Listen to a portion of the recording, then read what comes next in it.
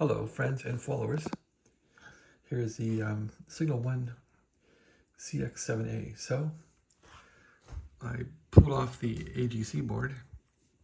This board also generates the 100 kcs for the counter. So if the 100 kcs is not working on this board, your counter won't work. Your frequency display will be blank. So I found a shorted capacitor that was shorted on the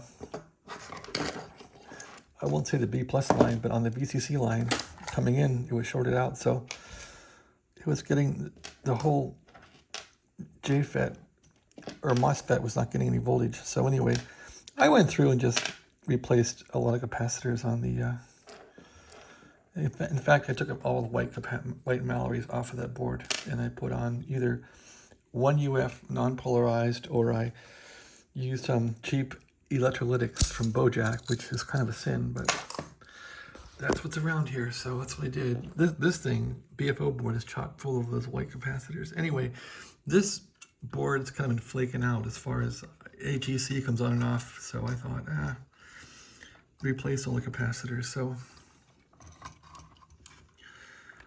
this is how it turned out.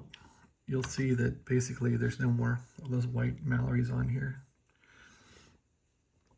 I basically had to gang up these to get 50 volts on them. 100 microfarads of 50 volts. Those are 220s that are in series. Same here. I think the Gildy capacitor shorted out. It's right here. This is the one that shorted and it crippled the 100 kilohertz. The rest of these, I'm not even sure what to do. I just went through and blanket replaced them all to see if that would help anything. So now I'm going to make sure nothing's shorted out and screw the board back in and see what happens. All right, so next video, we'll see if it works any good. Thanks for watching. Have a great day.